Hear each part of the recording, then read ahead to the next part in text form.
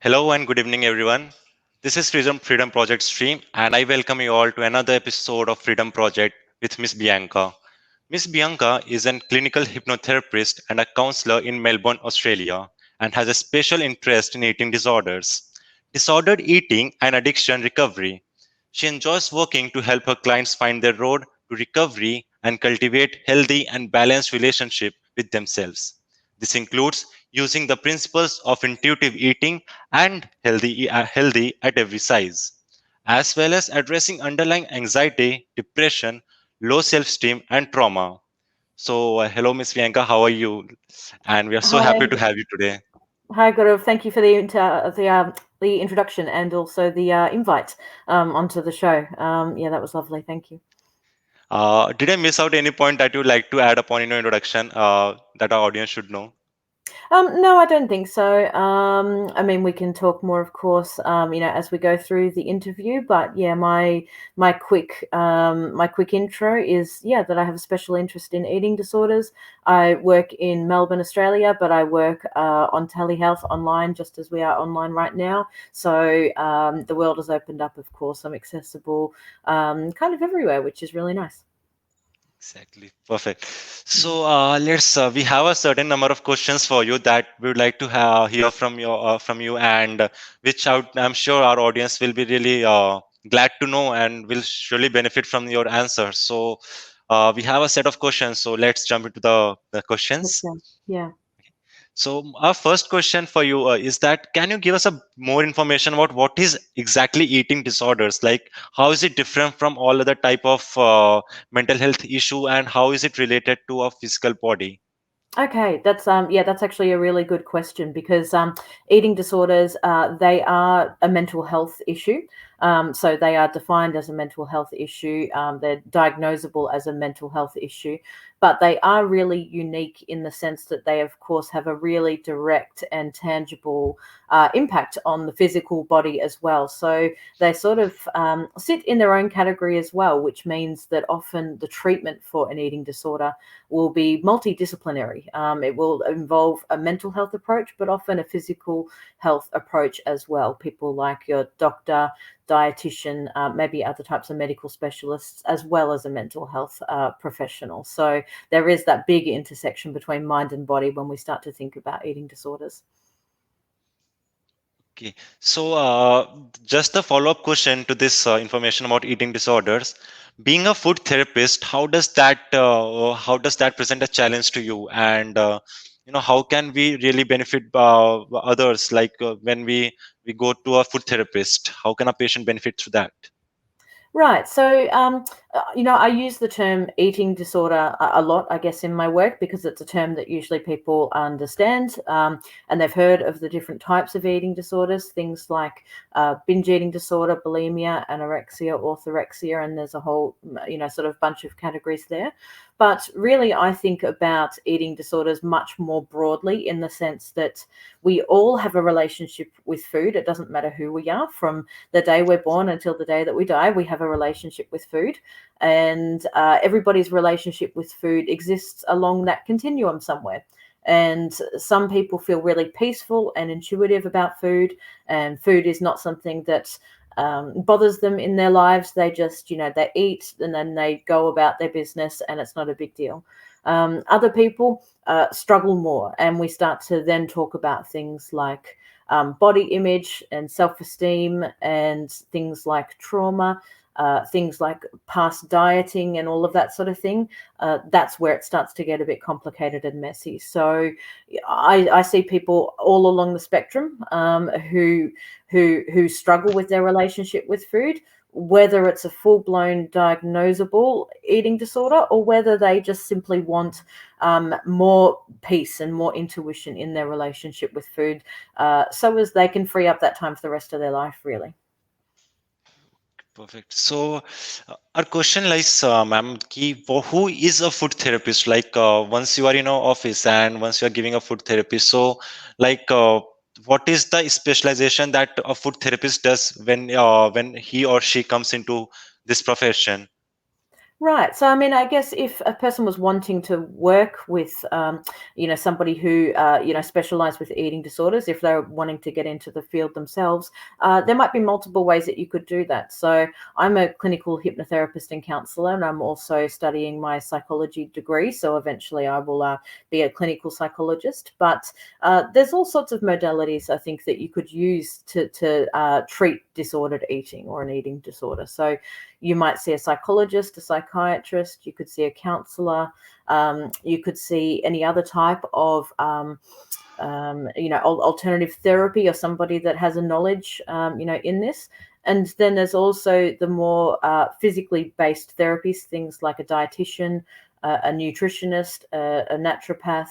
And then, of course, there's the medical side of things. If you do become quite unwell, doctors, emergency wards, hospitals. So there's sort of lots of different fronts, where different types of practitioners might be seeing people with eating disorders. Perfect. Yeah, that sounds some kind of really very important role once that you guys are performing for us, and surely. So moving ahead, that is a question that we all are having right now in our minds, once we are talking about eating disorders and the food therapy. So what are the very useful and very correct eating types that we should follow, and what are what is the thing that that separates healthy eating, non-healthy eating, and when is the boundary when we have reached the point where we can say we are having some eating disorders and something. So Right. what is the It's boundary?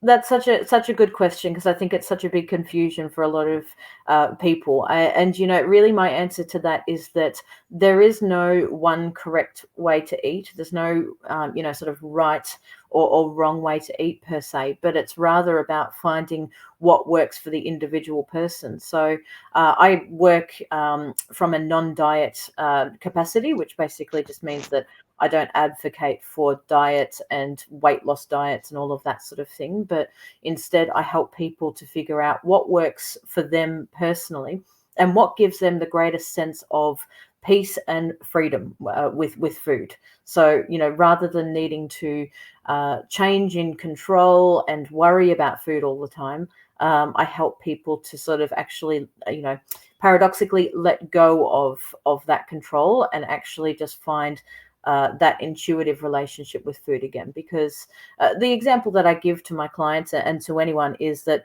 when we're first born as a baby, we don't need to be told when we're hungry and when we're full. We just know. And that's a skill that we're all born with. But somewhere along the way, when we do a lot of dieting, when we try to control it a lot, we can sometimes lose that skill. So that's what I help people to get back to, just that intuitive, or organic, natural sense of being able to know what you need and what feels good for you. And I think that the end process for everybody, and sometimes it's a moving target, but the end process is really just that you feel peaceful about your relationship with food, that you can make food decisions in your life. You can eat your meals. You can, use food in ways that feel good for you, that feel healthy for your mind, your body, your social life, your spiritual life, whatever it is that matters to you, and then you can move on with your life. We we should be living to enjoy our food, but not living to obsess about our food, and that's really what I help people with, to stop obsessing. Wow. That was some explanation, and I'm sure this gave us a clear idea and has cleared more of our stigma around what can be a food disorder. Because once we are hungry and once we are like eating something, we are happy. Okay, yeah, we are getting what we are feeling like to eat. Let's eat this. We are feeling like to eat. Let's eat that. And when we have reached that point where we are quite obsessed with food and we are quite obsessed with eating, we don't realize that generally, and we are happy with all other things and ignoring that part. So of course this answer must have given our viewers a good idea about what should be done. So Yeah, our that's right. next exactly, so our next question that follows up, ma'am, is that when a person is suffering from eating disorders, so when is the right time or when should he see a feeding therapist?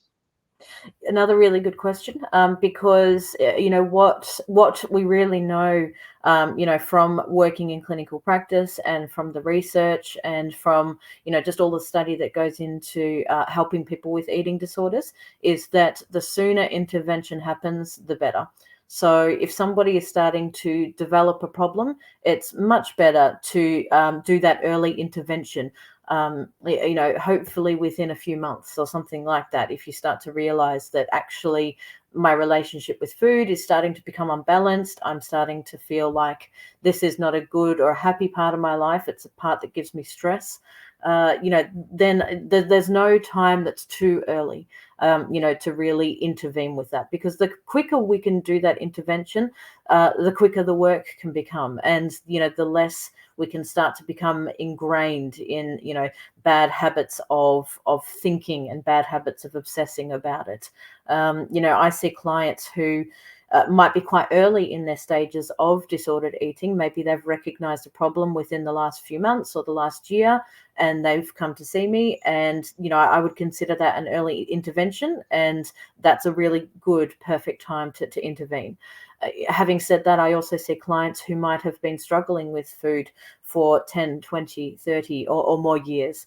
And of course, there's always hope, and there's always possibility for change. But it's the case when you've been doing something for potentially decades of your life, and it's become something that's all then of course it is harder to shift out of that. So the sooner the better is the advice. But even if it's been a long time for you that you've struggled with food, there is still always hope. Okay, so yeah, that was some deep answer, ma'am. So, what question that is arising right now in my mind is that eating disorder sometimes causes. Am I correct? No, connecting it right. Okay, it leads to obesity, and this obesity sometimes lowers our confidence, causes anxiety. So, when we talk about eating disorders, are we also referring to these particular point like obesity and rise in stress level of mind because of lower confidence? Are those things connected to what we are talking right now? Right. I think that's a really good question. I mean, body size and weight. It is, it is entangled, of course, with our relationship with food and with eating disorders. But a really important point in this field of work, and for people to understand, is that we can't look at somebody and know what their relationship with food is. So, irrespective of their body size, whether they're in a smaller body or a larger body, we don't know if they have a good or a bad relationship with food. We don't know if they're happy with themselves or not. And body image is something that a lot of people struggle with. But you could be in a small body, you could be in a large body, and struggle with body image. There's sort of no correlation. So, what I help people to do is to really just keep focusing on their relationship with food rather than focusing on weight. And we hope that everything just settles down for them on a behavioral level, on an emotional and mental level.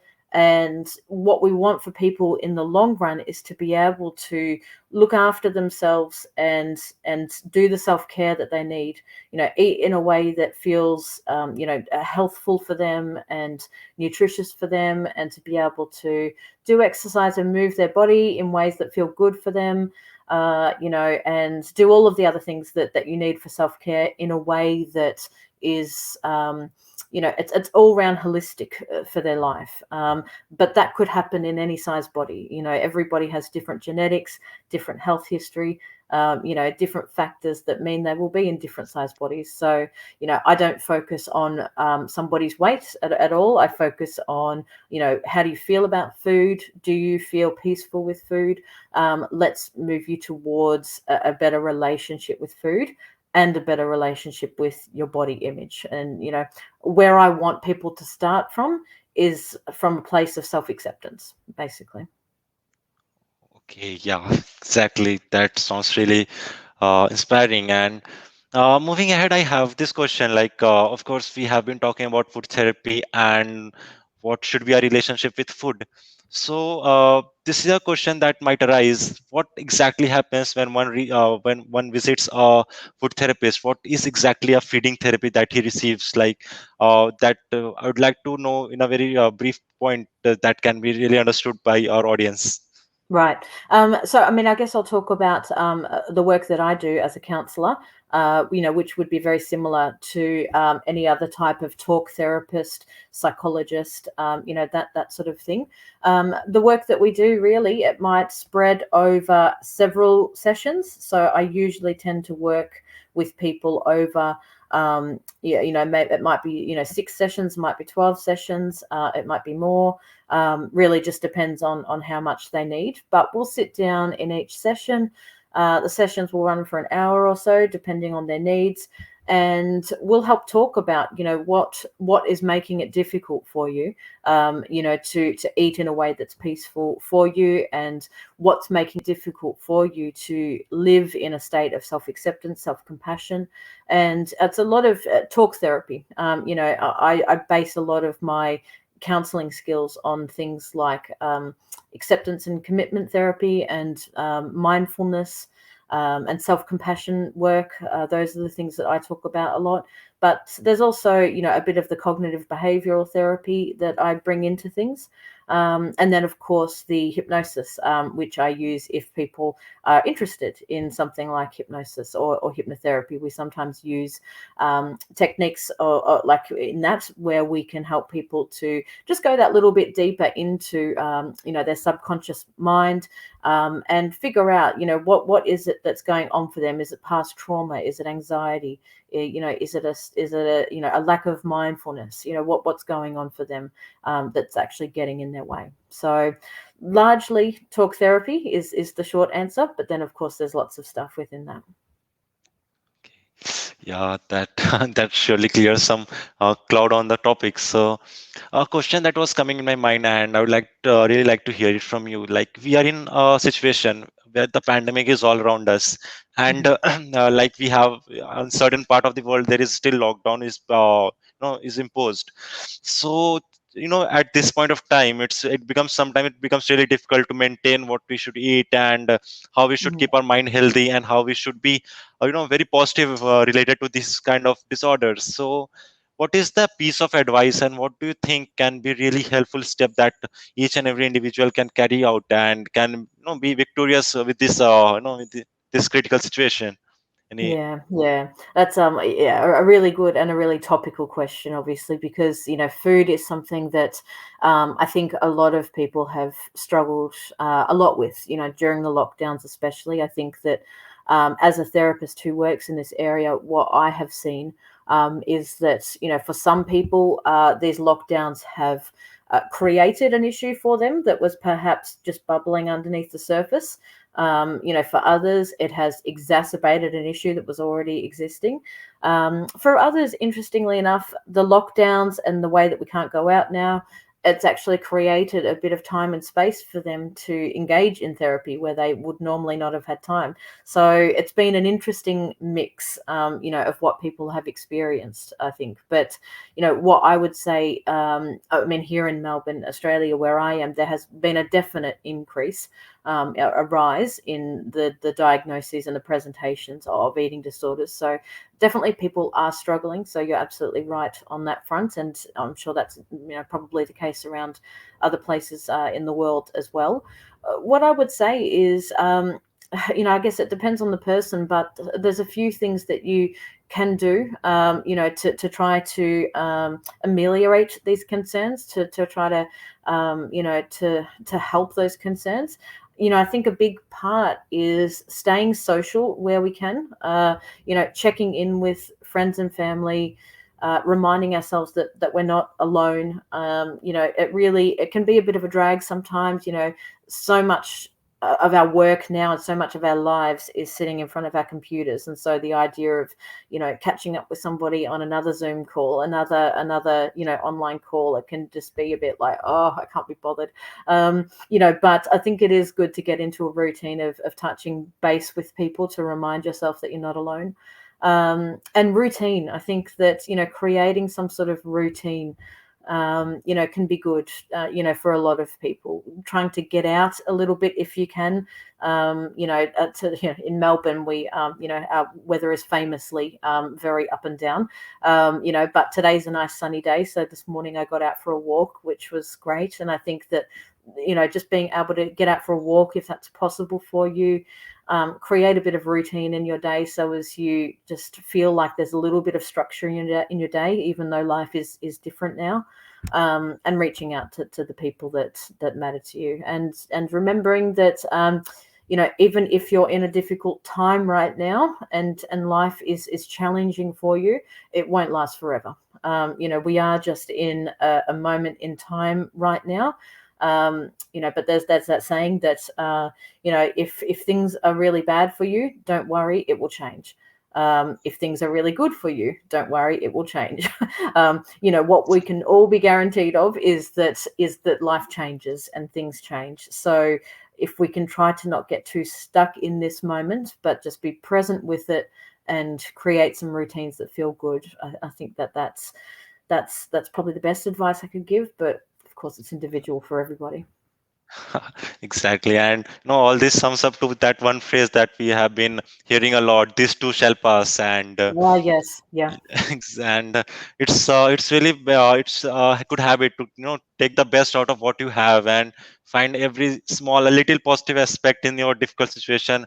I'm sure that must be really helpful in taking your life forward, and not sticking to that one negative point that is hovering all over your mind and disturbing your whole life balance. So yeah, exactly. And food is something that keeps our mind happy, that keeps our body happy. And once we are very well settled with food, and we are very much in our right place, if we are liking it, we are not liking it, we are not suffering from any disorders, I'm sure we can surely take some benefit from that aspect, that eating aspect of ours, from the routine.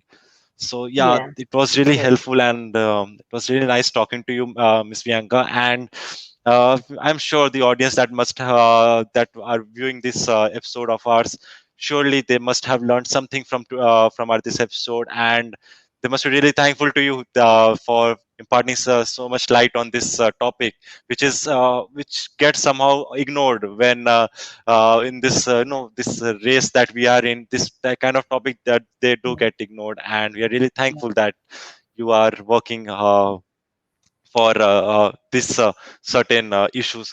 So any last thing that you would like to say to our audience before we sum up, any a piece of advice for our younger generation, for the older generation? There is a huge generation gap, and any Absolutely. piece of Yeah. advice for them? Yeah, you mentioned the different demographics that may be listening or may, one day come across this kind of content. And I think that's a really important point, because what I would say is that disordered eating disorders, I use those two terms interchangeably. They don't affect just one kind of person. They can affect anybody. I see people of all ages, all genders, all nationalities, demographics, etc. So, this can affect anybody, and there is help for you. If you are somebody who struggles with your relationship with food, what I would say is that if you are struggling with your relationship with food and you're listening to this right now, just know that there is hope that it can get better. There is absolutely hope, and you don't have to feel this way forever. Reach out to your local resources, reach out to your doctor, your local mental health resources, your friends, your family, the people that you trust. Give yourself compassion, that you are doing your best. I really do believe that, we're all, of course, doing our best, that we can in our lives. And even if your best doesn't feel very good, I still know that it's your best. And finally, I mean, if you are worried about your relationship with food and you're not sure about where to turn next, you are always welcome, of course, to check out my website, which is freedomfromfood.com.au. There's a quiz on there, so you can do that quiz to find out how healthy your relationship with food is, and that can give you a little bit of insight about what you might like to do next, if that's something that you'd like to consider.